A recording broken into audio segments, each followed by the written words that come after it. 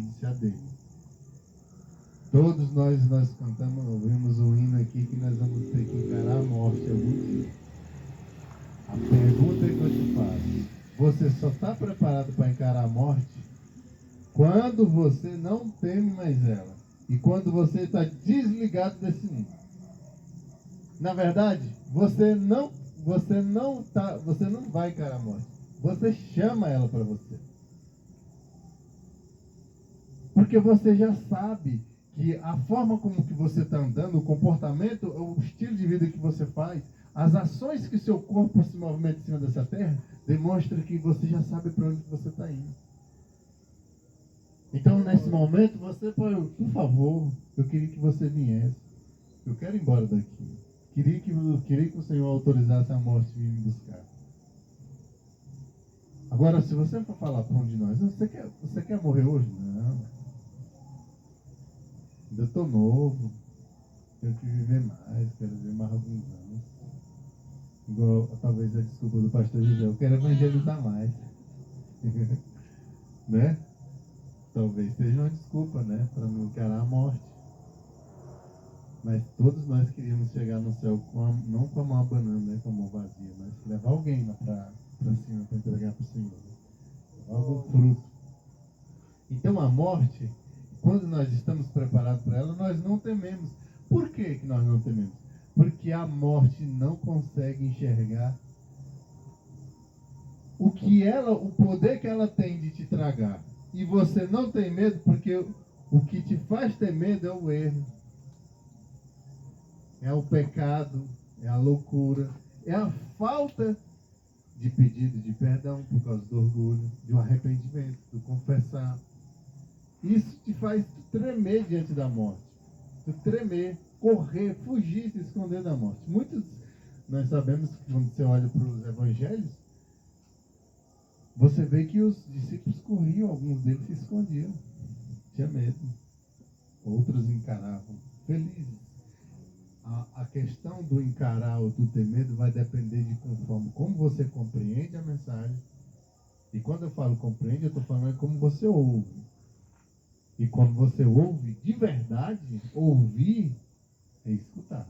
É pôr em prática, é viver. É fazer com que nossos membros façam o que ela quer.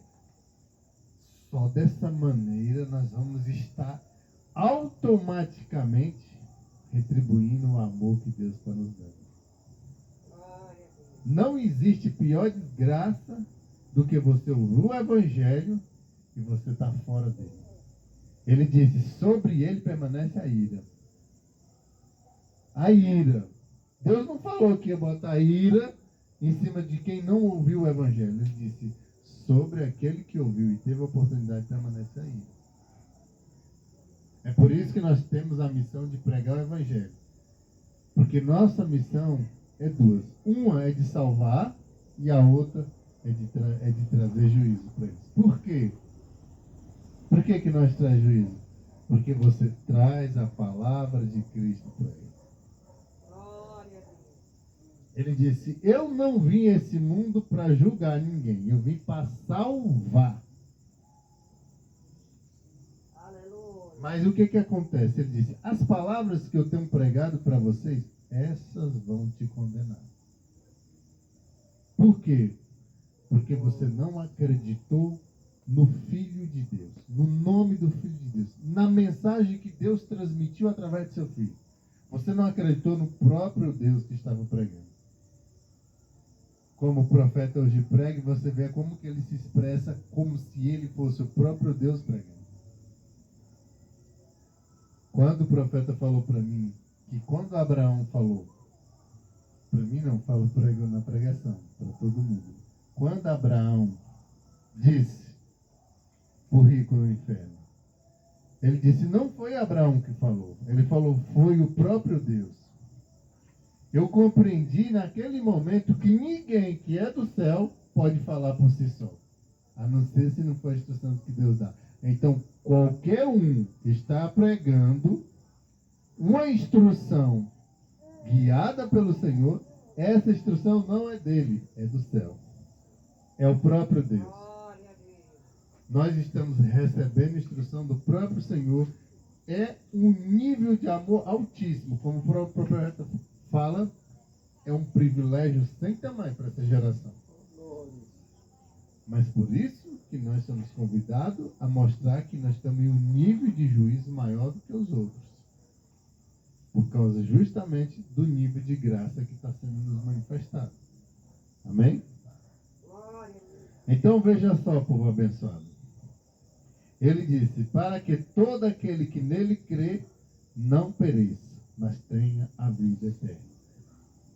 Nós sabemos que essa palavra crer é uma palavra muito complicada. Algumas pessoas compreendem ela de forma errada. É a mesma palavra de ouvir. É a mesma. Porque a Bíblia diz, a fé vem pelo ouvir. E ouvir o quê? A palavra.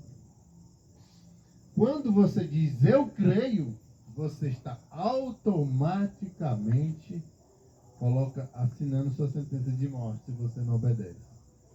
Porque quando ele diz, você ouviu, e ele te diz que você não crê, porque tem muitas pessoas que ouvem diariamente a mensagem do Senhor e são incrédulos. Mas eles não são incrédulos, não é porque eles não ouviram, é porque os membros, o coração dele, o nível de temor do coração dele, não conseguiu expressar isso pelos membros. Não conseguiu expressar isso através da obediência. E isso chama-se incredulidade. É uma incredulidade sem tamanho. Muito grande. Ele diz, mas antes, você não ter ouvido do que ouvir e rejeitar o mandamento. O nível de juízo é muito menor. Amém? Então, a vida eterna, povo abençoado, a promessa que ele nos deu foi a vida eterna. E a vida eterna é quem? Cristo Jesus. Ele está nos dando a vida eterna. Em mim está contido tudo, ele falou. Tudo está contido em mim. Eu sou a ressurreição, eu sou a vida, eu sou o caminho. Ninguém vai ao Pai se não passar por mim. Tem que ser nele. Nele. Você tem que estar contido nele. Por que muita gente pergunta, eu fico chocado com algumas pessoas que perguntam, como que um homem só pode morrer pelo mundo inteiro?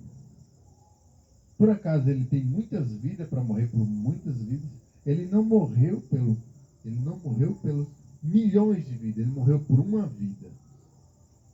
Uma. Ele morreu pela vida de Adão. Todos nós somos derivados de Adão. É como se todos nós fôssemos Adão. A partir do momento em que você deixa de fazer as vontades de Adão para você fazer a vontade de Cristo, você saiu da vida de Adão, morreu para Adão e agora vive para Cristo. O segundo Adão.